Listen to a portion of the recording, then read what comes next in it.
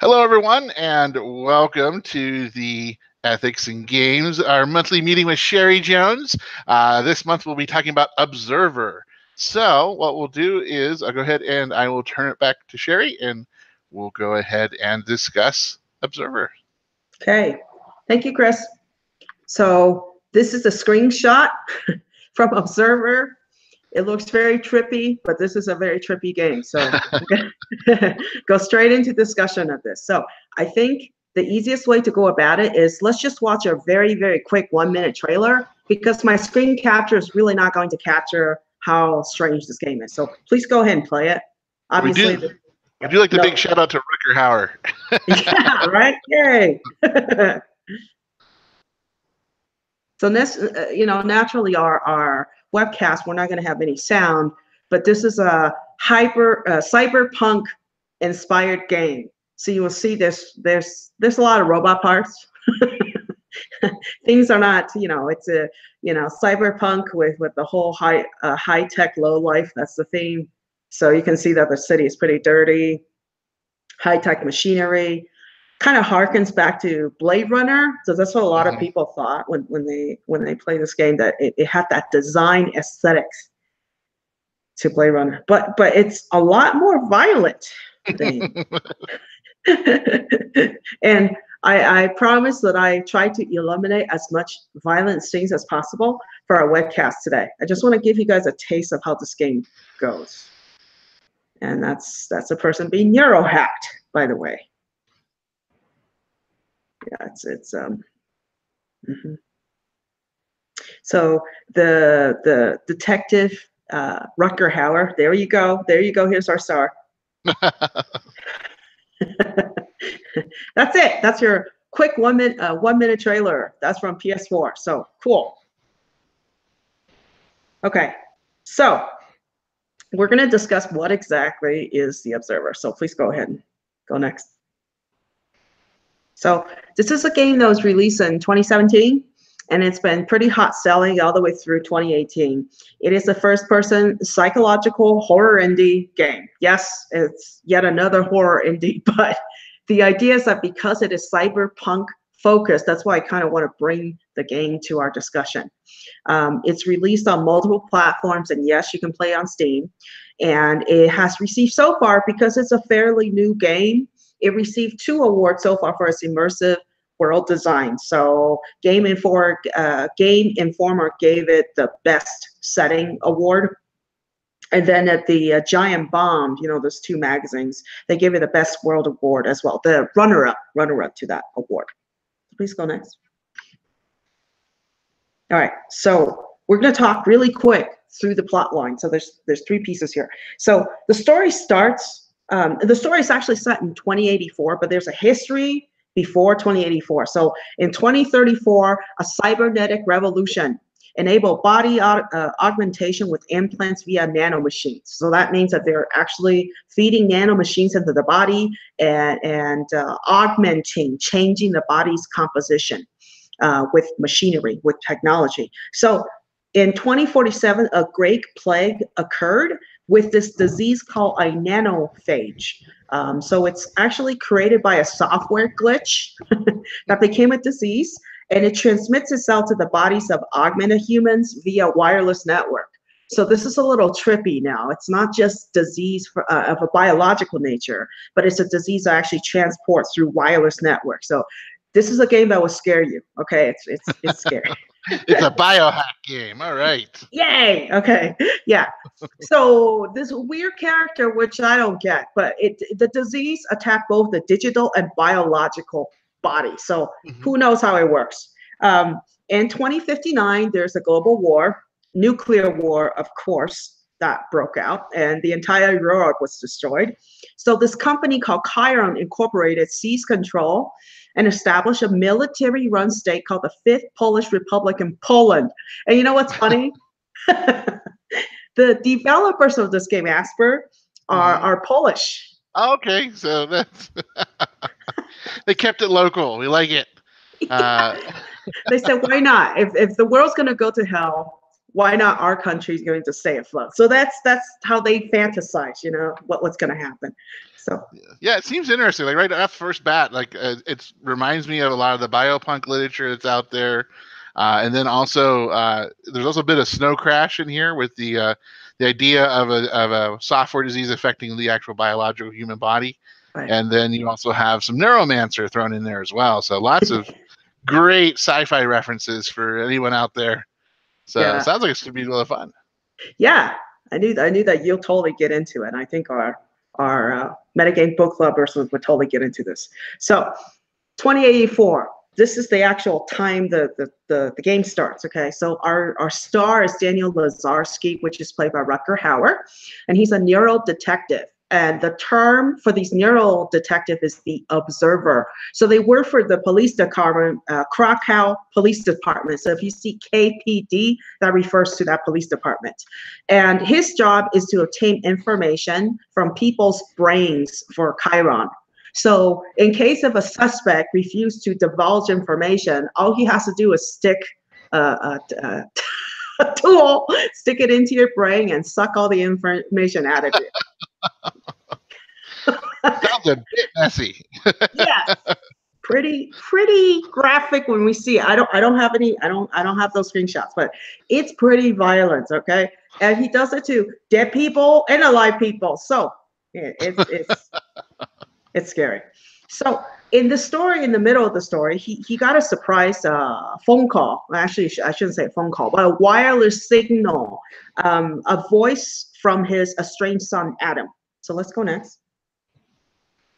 Okay, so Adam talked to him for a bit, and all of a sudden his signal dissipated, so it stopped abruptly. So Daniel traces this voice, okay, all the way to a living quarter in Class C district. And get this, okay, it's the home to VR and hologram addicts. So all of us should feel right at home. Yeah, it's in this future. That's what the addicts are addicted to. So when Daniel, the lead, enters into Adam's apartment, so he discovered, this is bad. He discovered a brutally murdered headless corpse sitting in the middle of the room. So he has no idea who that is, okay? Mm-hmm. It's in Adam's department. He doesn't know what it is. And the problem is, in order for him to find anything or find any information, he has to neurohack, meaning hack into someone's brain. But with a headless corpse, obviously he can't hack anything. So He has no idea if that is his son or not. So that's the whole premise, the whole point at the beginning of the game. So use good old detective skills to figure it out now. Yep. So we can go next. So really quickly, this game is violent. Adults should play it. Children, I don't really recommend it. It's really graphic, okay? Some of the things that we kind of suggested already: body modification, biohacking, neurohacking, plutocracy, corporatocracy, authoritarianism, excessive government intervention, so on and so on and so on and so forth. And I think this corporatocracy is a new term, really. We know what plutocracy is, but plutocracy was when a wealthy few controls government. Okay, so the very, very wealthy controls government. That's part of it. But corporatocracy is Chiron is actually a corporation that took over after the nuclear war happened, and they formed that little fifth Polish Republic. So that's where that corporatocracy comes in. Okay. Mm-hmm. So let's go next. All right. So we're going to talk a bit about philosophy. So next. All right. I'm going to introduce two theories today to our discussion. The first one is called animalism. So animalism, yes, the word animal is rooted in the ism there, but it's specifically a view that all human beings are animals. But here's the implication of this particular view, okay? So the animalists reject that there is a distinction between mind and body, that you can't say the mind and the body are separate things.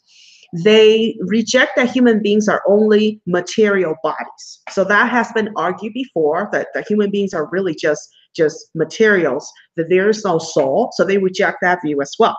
They also reject the idea that the personal identity, our sense of identity, sense of self, is created separately from the body. That it's not just from the mind, but it's combination of the two. That's what the animist believes.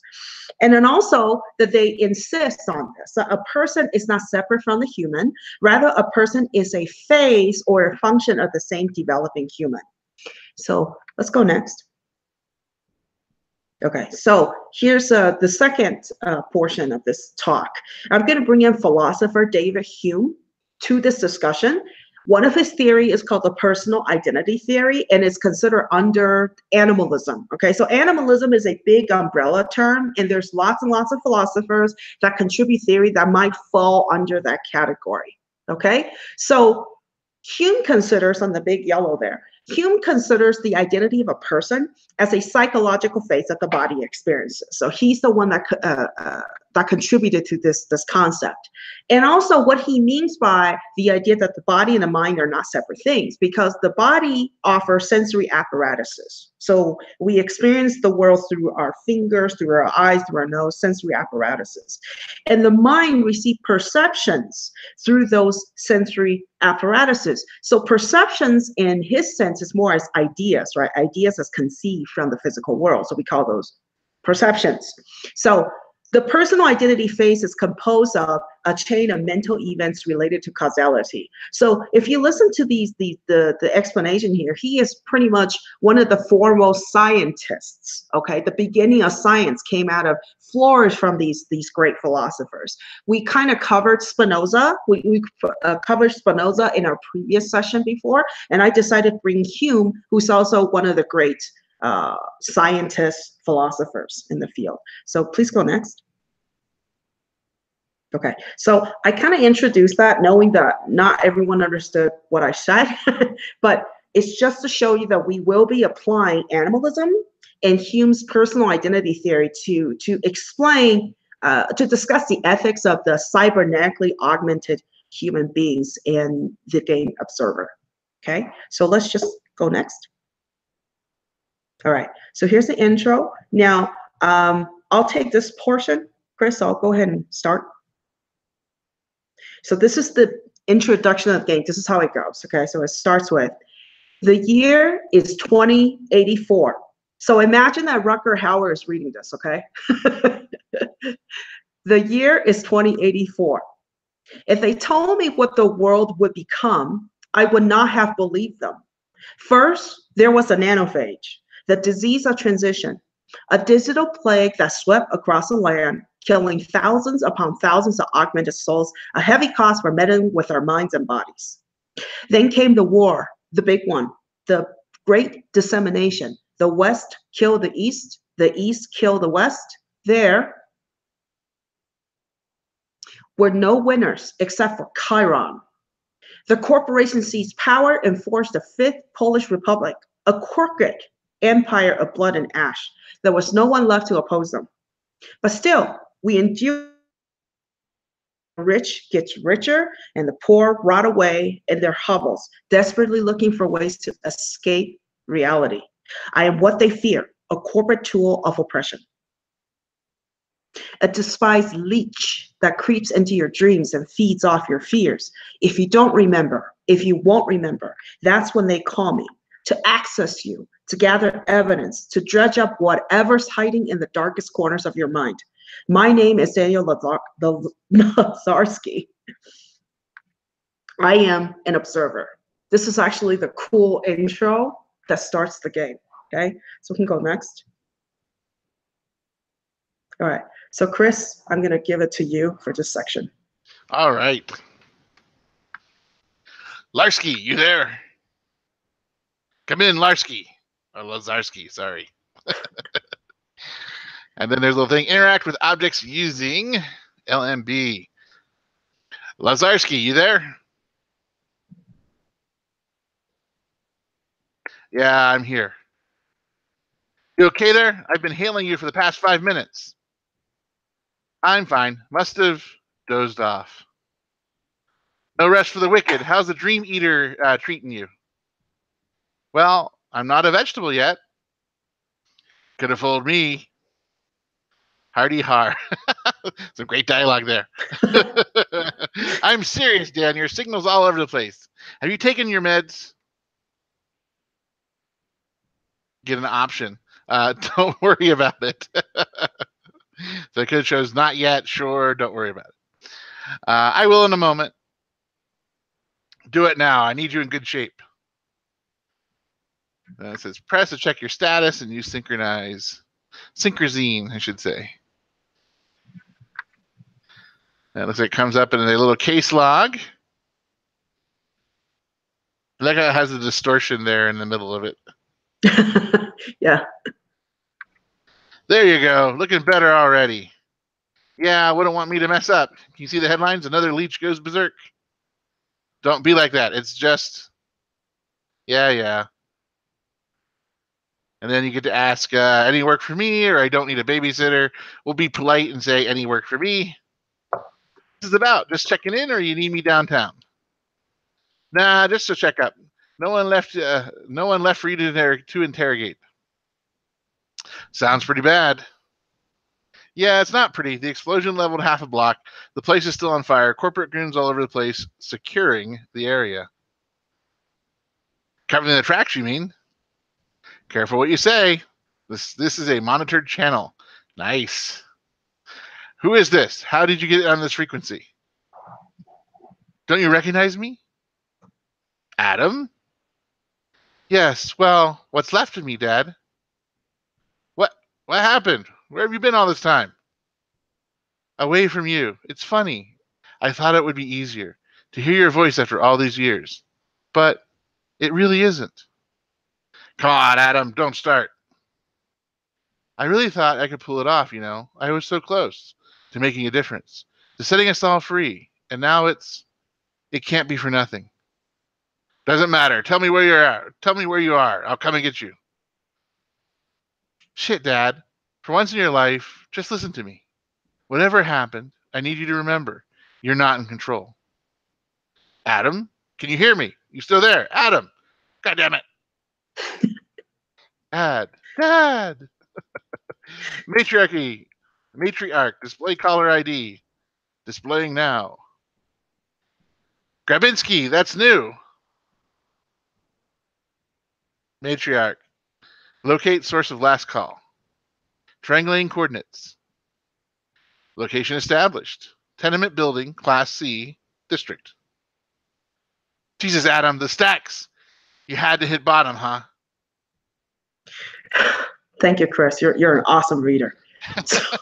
I think the stacks refers to the apartment, and yes, it's the bottom where all the attics go. So I want to say really quick that what is the game trying to say with this little sing? Okay, that first it does show that Daniel Lazarski, that's a tricky name to say. Is supposed to be, right? When we saw the intro, the part that I read, he is supposed to be a government's tool of oppression. But we see that he himself is very much monitored and controlled by his boss. Okay, his boss also controls him. And there's a particular scene which I couldn't put all the scenes in there, but they ask him to shoot it up, shoot himself up. To keep himself sane. They tell him to shoot it up, so we want to make sure you're okay. So he has to do what they say. So in this game's future, the government really has very invasive powers that can access your biological function and thoughts. So also, Lazarski somewhat recognizes his problem. I mean, at the beginning, he didn't want to recognize it, but when he said to Adam, careful what you say, this is a monitor channel, he even knows that he's constantly under control. He doesn't really have much freedom, but he doesn't outright say it. Okay, so let's go next. Okay, so I will take on this part. So government controls cybernetic augmentation. So we're gonna meet a biohacker right now. Hey, need to get out. Easy there, 10 man. I'm not looking for trouble. Tenant? So option, what? Yes or no? So I chose no. I don't live in this dump, if that's what you're asking. So we have three choices: janitors, implants, just visiting, or police business. So I chose police business. That's quite a collection of scrap you got there. I assume your augmentation license is in order? Order? State your business. It seems to me like you're overdue for a checkup. State your business. So I continue. I say, police business. One of your tenants is my business. Tenant? Name? Grubinski. Leon Grubinski. Tenant, apartment 07, ground floor, through the courtyard, turn right, turn left, straight ahead, turn right. Yeah, I got it. Backwards and forwards, thanks. Door open. Okay. Very talkative individual. That is our first introduction, our first view of a biohacker, okay? Well, I call them biohacker, but they in the game, they're cybernetic augmenters. That's what they are. And I'm going to argue this, that I think the game does not really offer a very optimistic view of cybernetic augmented beings, okay? Because the landlord, that's the guy that owns the building, he is very slow. His reaction time, the way I read it, might be faster than the way he's saying it in the game. But he is very slow in the way he thinks. Also, he's very aggressive. He's very angry easily. And we don't know if it's because he's afraid of the police or because he's just having some problems. And it seems that he has some mental issues there. And also, he has a lot of difficulty accessing memory, which we will see later on when we talk to him again. So please go next. So Chris, your turn. District C. It's a Class C district of virtual reality and hologram addicts. Escape from reality. Dun dun dun. Attention citizens, curfew is now in effect for all Class C districts. Remain in your apartments and enjoy your chosen holographic content. Thank you for your cooperation. Do you really need to tell hologram and VR addicts to stay in their rooms? Makes no sense. Looks like a little car floating there. Mm-hmm. Yeah, again, very Blade Runner, especially with the flying car. Yeah, exactly. Looks like a little bit of Nucola there. Let the invigorating force flow through you. A unique blend of sugars, stimulants will keep your mind and body going.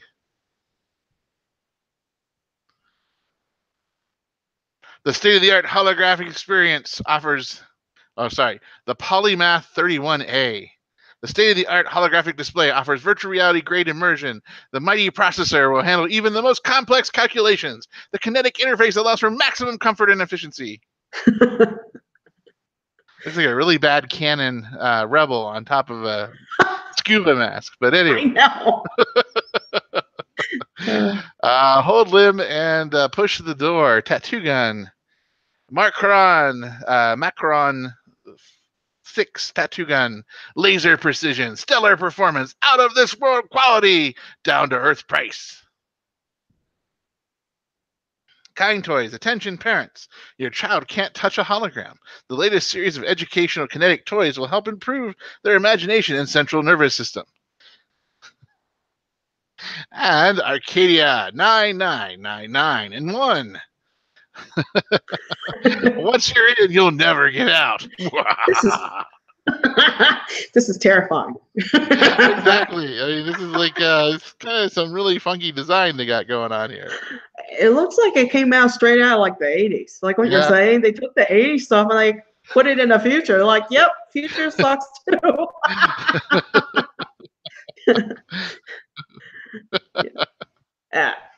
So, I'll just break down the logic really quick on a few things that Chris referenced. So the logic goes like this, right? Most drug addicts use drugs to mentally escape from their despair about the reality. So that's what most drug addicts do. So then the VR and hologram technologies are ways of the mind to enter into a fictional world, which is obviously one that is not reality. So therefore, right, and that's the philosophy symbol for conclusion, okay, the 3 dots. So VR and hologram technology will be the new drugs of the future for helping the mind escape reality. So certainly this is a really bleak view, really bleak view of our development of VR and holograms. I mean, right now we're talking about them like it's really exciting stuff, but this game is saying, no, our future is going to be controlled. Well, and that's the thing about it. It's funny that that all the tools are still peripherals in a world where you have cybernetic augmentation. Why would you need peripheral devices if you just could, since you're plugged in yourself? That's a good point. Yeah, I mean that's the thing that's kind of interesting for me, especially now, is looking at this and going, well, wait a minute, why would you need a headset whenever you could have augmented eyes already, or or robotic eyes, or you could have basically GPS sensors embedded into your fingertips, so that way you have, so basically you automatically become a haptic. So, but it's kind of funny that they still had like a handheld, and they still. Well, I think it's going along though, because when I first saw it too, I was really confused by it with the whole 80s tech and so forth. But I think that they're trying to follow. It still kind of works in the cyberpunk scheme, which is high tech, low life. But they're in the low life section, right? True. They probably have no money to like augment. I'm sure it costs a lot of money to do these things you're talking about. Just waiting for someone to have like a viewfinder. Yeah, it's interesting. All right. So next session, I'll take over. So this is on the investigation of the possible murder of Dan Lazarski. And then during this investigation, a lockdown of the Class C district, the entire apartment complex, like happens while he's in there. Okay, so let's go for it. Warning, abnormal stress levels. Heart rate irregular. Administering mild sedative. Now, the sedative, by the way, the sedative is being administered to Daniel, myself. As my heart rate goes up, there's automatic sedative being injected into my body. That's what that means. Wow. Yeah, next. Dispatch. This is Lazarski, ID 656210, or O. Can anyone hear me? Okay, Dan, maybe it's not him. It doesn't have to be. Operational efficiency restored. This is Lazarski, 656210, setting up a crime scene. I need to check the victim's compass for connections. Erratic cutting pattern, indicating the killer was in a frenzy. And look at this. He walked around the room, and there you go. And he says, printed on real paper, a little archaic for you, Adam. Yeah, and for those of us, that was Orwell's 1984 reference. But anyway, Chiron Incorporated, high-level clearance. Looks genuine, but it's expired. And it's also formed of C's. Yes. Oh, yeah, exactly. And that is supposed to be Adam. That's the ID that we're looking at. That's supposed to be Adam, but we don't know. And the corpse thing, and I'm sorry to have to show you that, but that was the headless corpse that we were talking about earlier. So that's it. All right, so I'll say quickly. So from the evidencing, okay, when he first entered the apartment, he was shocked. We learned that Adam is probably a revolutionary working against the Fifth Polish Republic, which is, that's a Chiron, that's running by Chiron. And he later on will know that he might have orchestrated a bombing of a Chiron government building. So he actually orchestrated a bombing. So we also see 1984 pop up during the scene. And it's basically a hint, this is the game developer having fun, hinting at the extent of government overreach into people's private life. So people don't have the right to say anything because they're constantly being monitored. And in this game too, the division between public and private spheres. So what we mean by that is when I'm at home, this is supposed to be my private sphere. When I'm out there in the public, that is the public sphere. But in this game, the public and the private sphere is dissolved, essentially, especially when the government is constantly wired to you. And we saw what happened with Daniel when he was hyperventilating or his heart was erratic. That they injected him with a sedative, and he didn't have to ask or say no. It just kind of automatically injected in his body. So in this future, augmentation sounds like it's really an excuse for mass surveillance and control. And we know that the game is trying to say that there's two major fears that's driving this game that makes the game feel scary, which is the technological control and loss of individual liberty. So that's that. Next. So Chris, your turn. All right. Resistance Through Hacking. Sounds like a great book. Adam, so this is your apartment. Doesn't mean it's your body. A hidden data storage. The encryption is too complex for my hacking tool. I'm taking it with me. I might be able to decode it later. The victim is equipped with an ID mixer. Identification. Not possible. Damn it, Jim. That seems very Star Trek. Right. Couldn't resist. Sorry. No, it's perfect. So I'll say quick, and then I'm gonna give it back to Chris again. So look, you know how currently we are now saturated. Our market is saturated. I should be fair to say this, that probably not in the United States, okay, but in China. The market is saturated with IoTs, Internet of Things, self-driving cars, smart homes. I mean, it's very, very common in Beijing, very common in Shanghai. They have all that IoT everywhere. In the US, because of what's happening right now, I don't think we have all these technology readily available to everybody. But we know, for example, there's Google Home, there's the Alexa. So, it's starting to show up in people's homes. Well, it was here in the U.S. There was the whole issue of IoT devices being hacked simply because people never changed the password. They kept the manufacturer settings for the password and the username, and they never actually changed them. Well, I read another article on in addition to what you said. Like, I read that the most common password being used is 1, 2, 3, 4, 5. Exactly. It's the standard. That's why you have security prompts, people. This is why your IT administrators are always sending those emails saying, like, time to change your password. Don't make it easy. Don't make it your last name. Don't make it your first name. Don't make it a sequence of numbers. 1, 2, 3, 4, 5. Exactly. Oh, or you get people who are like, well, I'm sneaky. I went 0, 1, 2, 3, 4. Like, or I went A, B, C, D, E, F, or instead of. Yeah, I was shocked when I read that article, but then I go, preset. That makes sense though. When you said that it's set on the preset password, it makes sense. And it's always that 1, 2, 3, 4, whatever it is, or password, literally password. Yeah, your password's password, or your admin, your administrative username is admin, and your password's admin. It's like. No, that's not smart. No. No. So I brought that up to say that, we currently have these problems, and the game is saying, hey, in the future, it's still a problem. Okay. So you think, tech is controlled, but hey, it's still hackable. So we see from Adam's department, the hackers are still corrupting data. And you see how Daniel was frustrated because he couldn't get the ID or get all that stuff because they're trying to resist. They're trying to resist. Yep.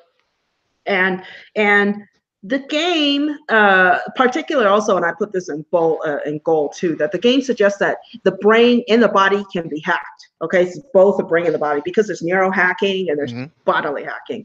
That essentially is trying to suggest us that the mind or consciousness can be somehow free from the body, since they're like separated things. That's what the game is trying to say. Okay, so. Because Lazarski doesn't really have access to the corpse's head, right? So he couldn't really jack into the brain. That's why he said this, right? I want to see. He says, Adam, so this is your apartment, doesn't mean it's your body. So he's either in denial, or the fact that we know that without the brain, we can never be for certain that the body actually belongs to somebody. Okay. And I also put the specific key word there. It says, doesn't mean it's your body. So he's already using the word it to objectify the body as like this thing, right? This thingness, that the body and the brain are somehow separate things. Okay. So So, Chris, you ready? Sure. Adam's computer. News of insurgents at 9. Okay, from off the computer it says Downtown Inferno. Tragic accident or insurgent attack. In the email, the header is called They Know. Now, I think it's really hard for you to read this part, but I think it's just to show that this is supposed to be Daniel found text messages between Adam and somebody else. This is what he's assuming, okay? That they know, whoever they means is probably Chiron. So you don't have to torture yourself when trying to read that tiny text. But if you keep going, next.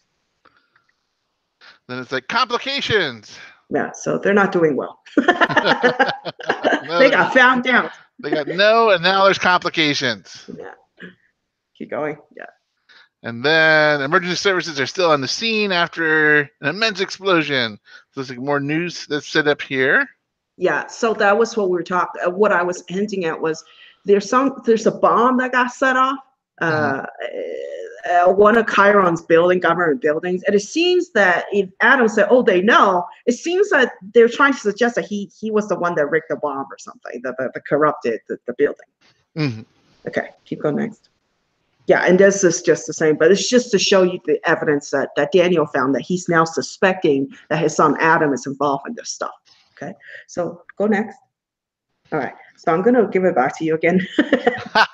No worries. Okay. Lockdown, fear of the nanophage, fear of the cleaners, because we're all afraid of cleaners. That's why we pay them to clean. Your state subsidized cleaners. No! KPD, I need to talk to you. Get away from me, man. I got a piece on me. I ain't afraid to use it. I do like the little eyeball on this television screen there. It's very much a pullback to the Orson Welles picture, I think, because it's that really emphasized eye piece to it. Right. No, you don't. Now calm down. I'm just looking for some answers. Oh, I know how you get your answers. I got nothing to tell you. KPD, we need to ask you some questions. Do you know what's going on? My holo projection just cut off. I can't get a signal. Priorities, man. Priorities. The building's under lockdown. No external connection. Not much we can do. Shit, sounds serious. So, you wanted to ask me something? And it says tenant in 07. Do you know who lives in apartment 7? 7? I don't even know anyone lived here. Sorry, lived there. Hey, you wouldn't happen to know when they're... Oh, sorry. Hey, you wouldn't happen to know when they're going to fix the connection.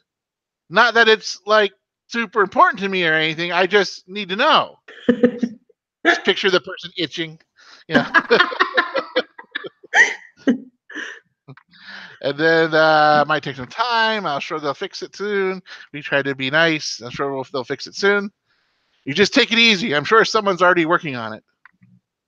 Oh, good. It's just that it feels weird to just sit here alone with my thoughts, you know?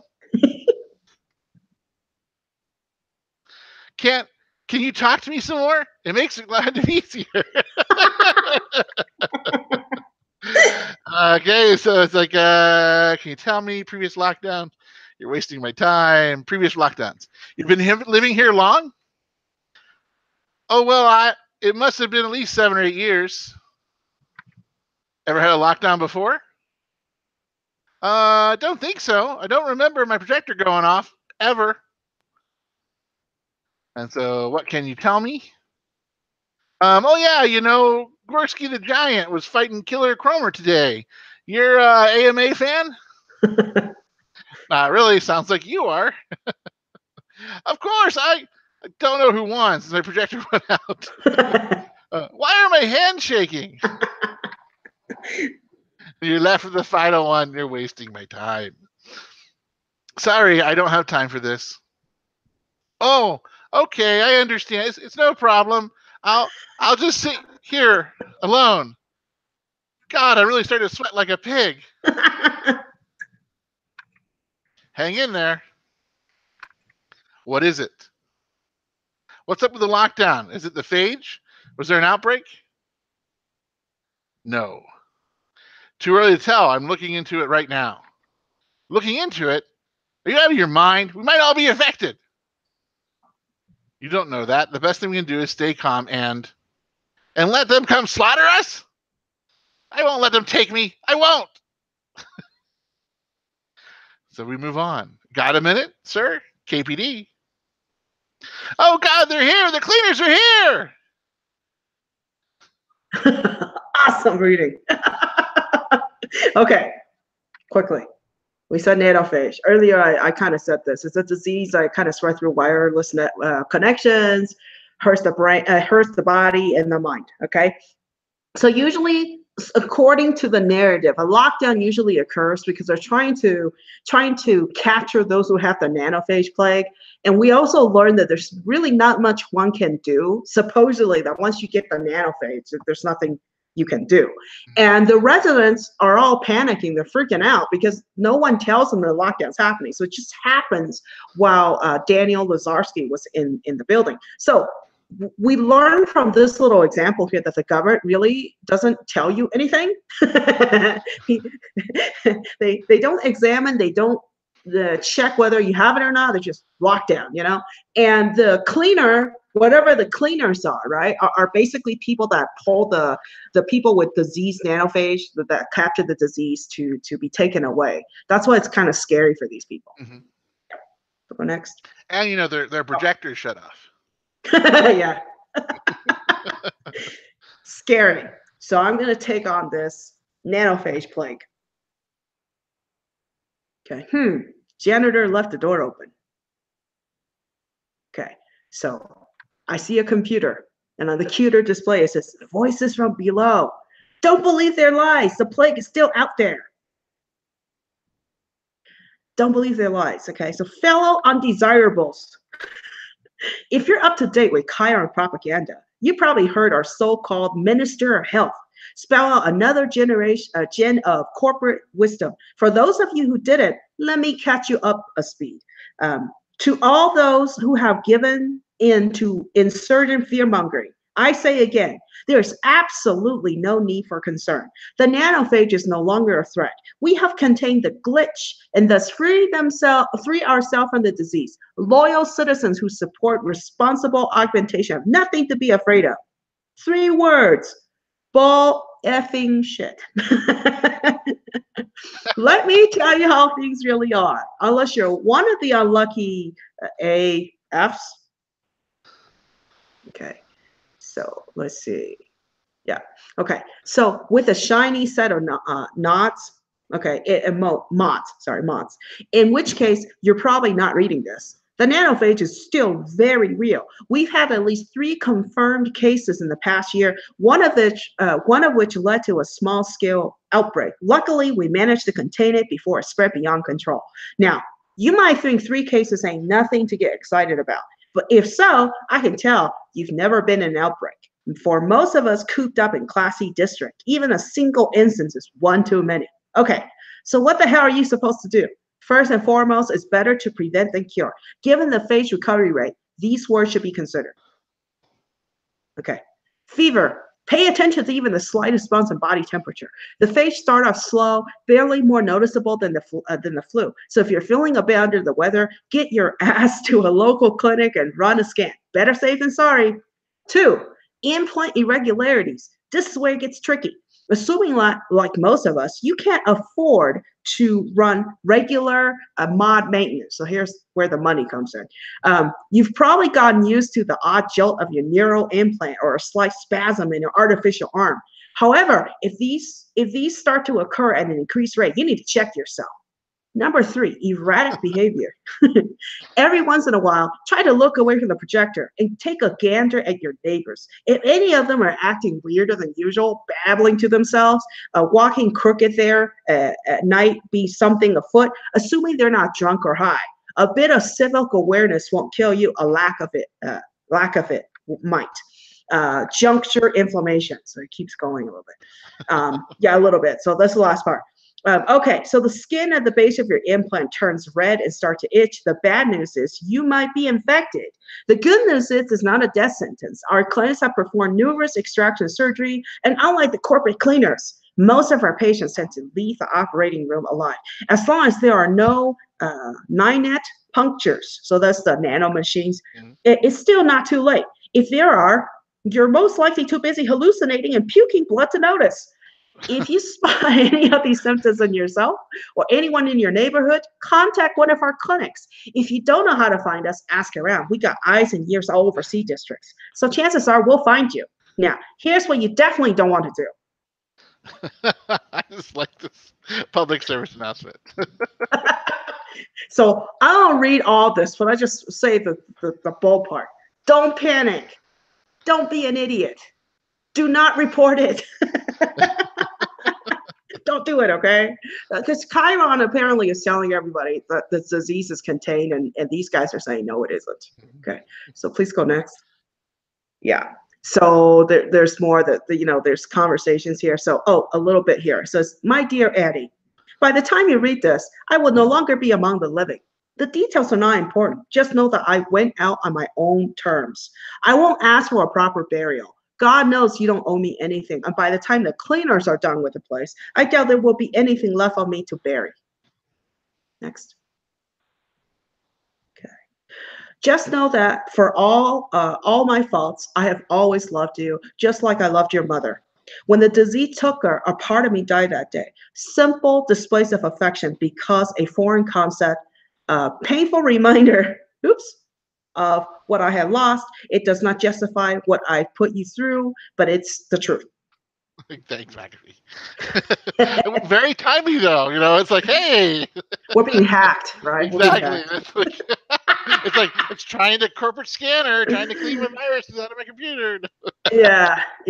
I mean, without reading, this is a lot of text, by the way, but I thought it would be fun for us to see how terrifying this thing is, but it seems to be insidious. It kind of eats a gnaw at you. Yeah. It's like Ebola, but for computers and humans. Right. How terrifying is that? Okay. It's like the Ebola outbreaks that we had earlier. Yeah. Oh gosh. Yeah. Okay, Chris, you ready? All right. The Immaculates, unaugmented humans.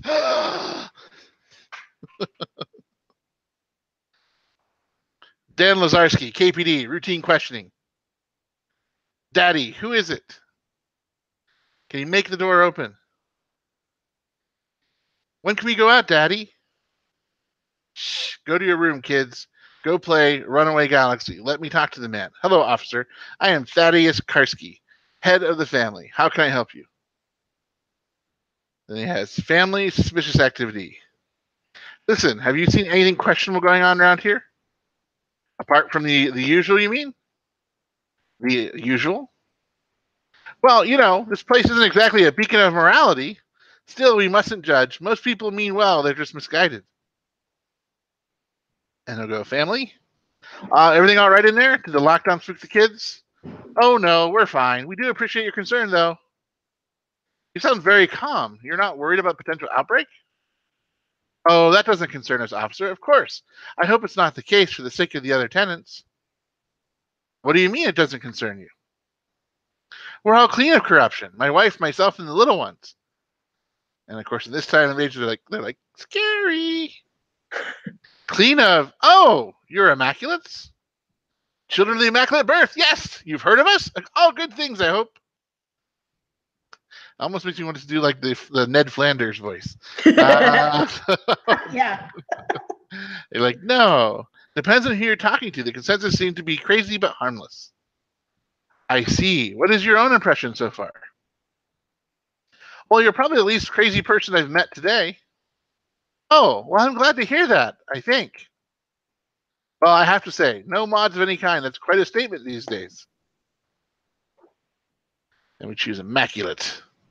Is it really? Is having a neural connection to the web worth renouncing your humanity? Is a body held together with screws and wires really worth a corrupted soul? Some would say that there are benefits. Certainly, I know our lives would be shorter and less comfortable, but it's a price we're willing to pay for experiencing the purity of our God-given bodies. Don't get me wrong, not a big fan of implants, but I couldn't do what I do without them. Yes, you carry them within you. It wasn't really a choice, you know? Oh, but clearly it was. The world would be a better place if people realized that. Get off your high horse. You're not going to get preachy on me now, are you? I apologize, officer. That certainly wasn't my intent. How do you make a living anyways? Not many jobs left that do not require some basic augmentation. We're a close-knit community, officer. We help each other out, as one should. All right, if you say so, Mr. Karski. Godspeed, Officer Lazarski. Okay, awesome. Thank you. So we learned there's some important information from that conversation. We learned that in the future, companies expect you to undergo cybernetic augmentation in order for you to get a job because the companies are expecting, right, demanding efficiency from technologically modified human workers. So it sure is hard to get a job in the future, like it is now. But anyway, immaculates also refer to those whose minds and bodies have not undergone cybernetic augmentation. So the suggestion is that they're also free from government invasion. Okay. And I want us, to take us to the root definition of a term, because we'll skip the meaning if we don't. So immaculate by itself means perfection and cleanliness, but in the Roman Catholic Church, the church sense, it means free from sin. But I would argue that the game doesn't really offer us a very favorable view of the immaculates either, those who are not augmented, because it shows immaculates as holier than thou. So it's like the Ned Flanders. Yeah. The judgy, preachy dudes, okay? Indeed do. Yeah. So you might as well read it. I should have just told you. Go ahead and yeah. They are sinners in the sense that they are being prideful about who they are, and also they feel disdain for those augmented others. Like, I don't know about the other people. So the conversation, I didn't catch the full gamut, but they do say other things like, well, we're going to be fine. I don't know about those other people. So there are those kind of conversations flowing out. So that's done. Okay, so Chris, this is the last section for us. I'm going to give it to you because I'm going to talk a lot after. So if you don't mind. Yeah. No worries. Forced disappearance. Miss Nader, I'm with the KPD. Mind if I ask you a few questions? Miss? Excuse me. Miss Nader? All right, Miss Nader. What do you want? The call. Have you made any calls in the last hour? No, I have not. Could you check your compass for connection? Maybe someone could have used it as a proxy. I don't have a compass. Are you all right? Ma'am, is everything all right in there? Are you in some kind of danger? You tell me, officer. I heard alarms go off. Are the cleaners on their way? Are any of us safe? The lockdown seems to be a malfunction. I don't think they're looking for an outbreak here. Well, I'm sure other tenants will be glad to hear that. Another reference to the other. But not you? No, officer, not me. No compass? I thought pretty much everyone had one at this point. Well, you thought wrong. I don't have any implants of any kind. If you don't mind me asking, do you live alone? Yes, I do mind, and yes, I live alone. No spouse or daughter? Didn't you hear me? I said it was just me. Then why do you insist on me calling Mrs.? I'm a widow. My wife died many years ago in the plague. Sorry to hear that. Is that why you don't have any implants? Yes. You want to see the scar tissue on my face and neck? It's quite an embroidery. Little monsters really outdid themselves. Or do I have to show you what's left on my arm? Would that satisfy your curiosity? Miss Nader, I'm just doing my job. Ah, yes, I heard that one before, when the cleaners took my Laura away. One of them turned to me and said precisely that. I never saw her again, not even the body. It's like she never existed. This is different. I'm not like that. No. So you don't work for the corporation. The very same people who took everything I ever had. Just because they pay me doesn't mean they own me. Well, isn't that a pretty thought? You best get on with your duties, officer. I'm sure you have your hands full. So long, Miss Nader. Helen Nowak it is. Awesome. Thank you. Okay. So, yeah, we see that there's some people actively resisting, but they look very disfigured once they take out the implants. And I stopped taking more screenshots because right after that came a really violent scene. So I couldn't take any more. But we end up listening to a lot of neighbors talking. So I hope you don't think that's all the game it is. It's just a bunch of neighbors talking. But anyway, here's a spoiler. Okay, so if you don't want the spoiler, kind of look away for like 5 minutes. Okay? I know, you're like, doot, doot, doot. Spoiler, spoiler, spoiler, spoiler alert. Yep. Okay. So, all right, quickly. Daniel Lazarski discovered that the headless corpse was indeed Adam. So it was Adam's body. So later on in his investigation, I'm kind of skipping along here, that he actually did find his son's severed head resting underneath some piles. But then later he was contacted by Adam's consciousness. So a voice appeared to him, okay, a sign, a signal, okay, appeared to him to not make neural connection with the severed head. So jack the tool into the brain, okay, because that head has been infected by a virus. So Adam, the consciousness now, okay, revealed that he was hiding in this place called Sanctuary, which is this abandoned VR salon. And because Chiron discovered that he was stealing Chiron's data. So he's been smuggling data from Chiron. He's trying to figure out how to resist them, right? So he's like a leader of the resistance. So this is where it gets trippy, okay? It was Adam's consciousness that killed the original Adam. So the body, okay, so here's the deal. The body was trying to send a virus to the brain, okay, to kill Adam's consciousness. So Adam's consciousness basically ordered the body to behead itself. So it's pretty graphic, okay? Yeah. Yeah. Let's move on from this. So this is what he said to his father, okay? So he asked Danny, he said, Dad, I need to transfer my consciousness into your brain so I can preserve myself because I have no more body, okay? And he was going to do it anyway. So you are given, by the way, you are given two endings. You're given two endings. You can say yes or you can say no.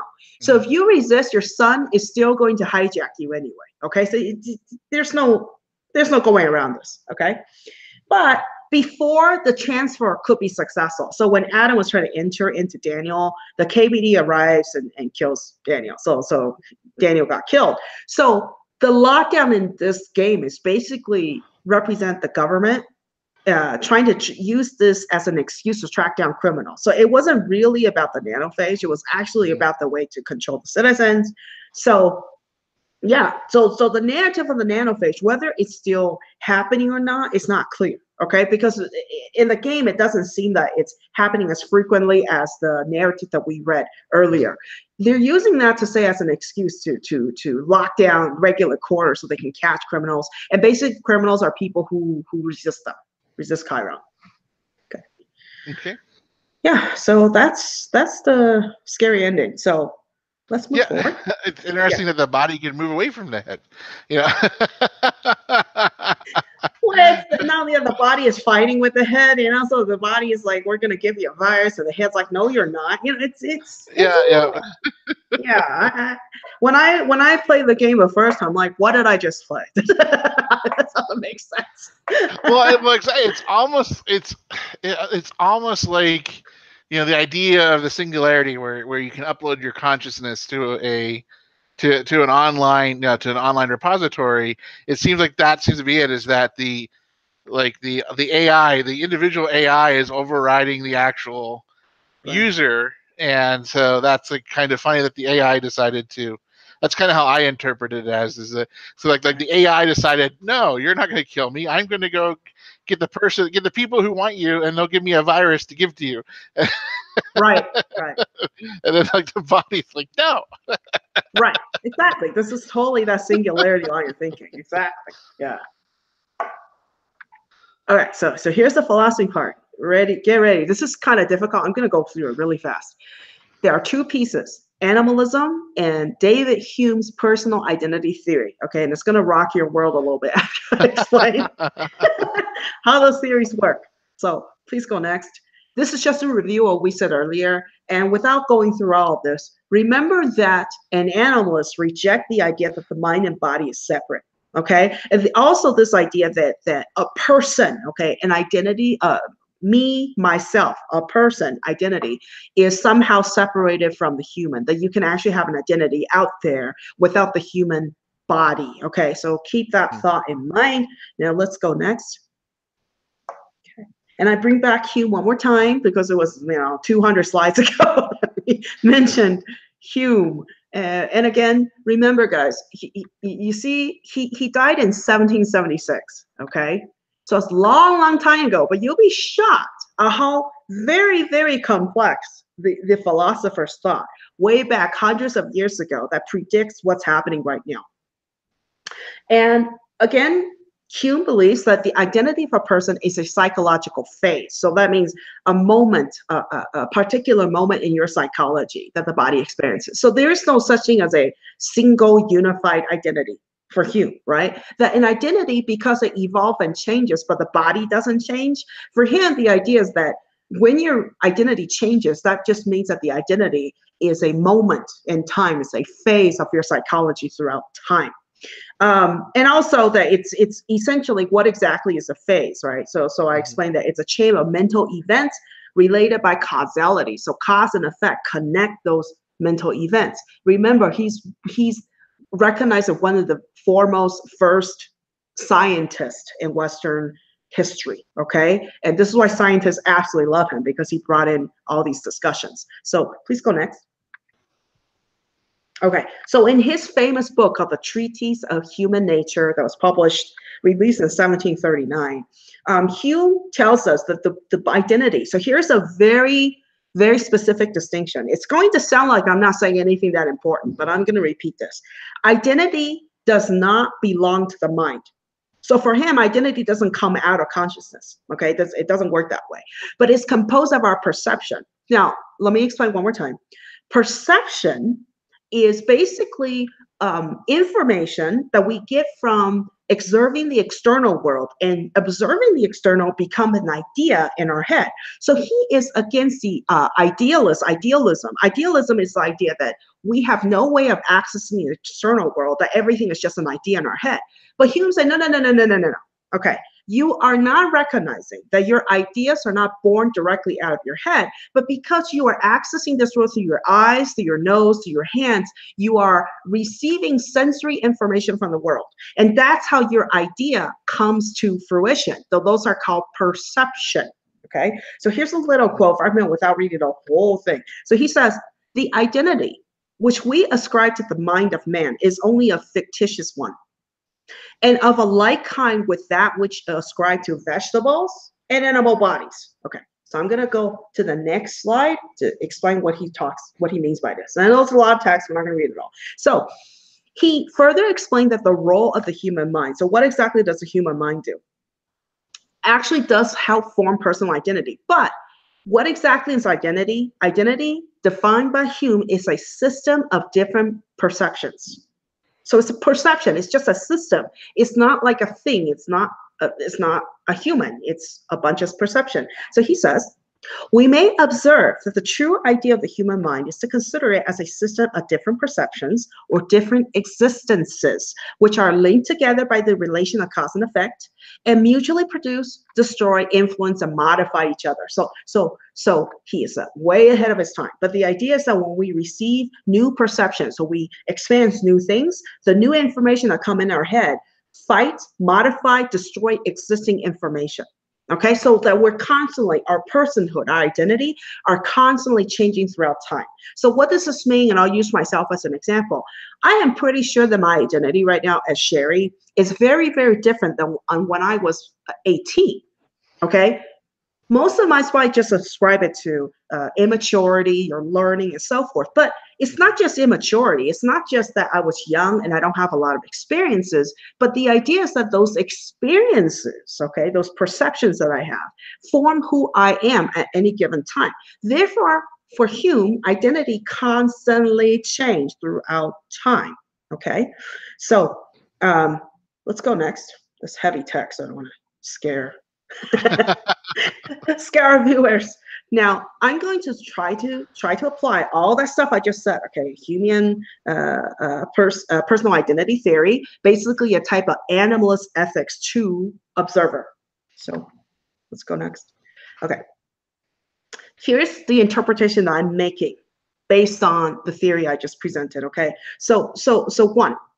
Since animalism asserts that the mind and body are connected and mutually influential, okay, the cybernetically augmented humans are destroying their human identity or turning themselves as a new species. So they're actually not human anymore. The moment that you augment your body, according to the Humean equation, you're not human, because what does that mean? Let me explain. Your body, our sensory apparatuses, give us information with which that compose our sense of self. So if our bodily apparatus change, that means our experiences of the external world would also change. So if our experience of the external world changes, let's say if my hand is made of metal, right?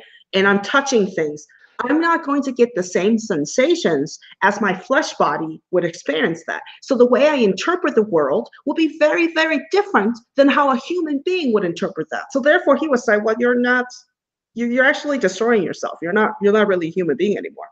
Okay, so let's go next to the next point. Okay, so another point.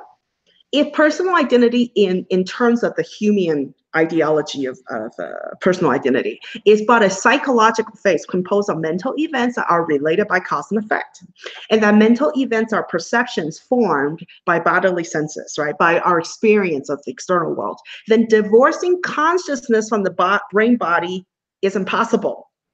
You can't, because your consciousness, is a composition of sorts of the sensory the information that comes in, and it becomes ideas in your head.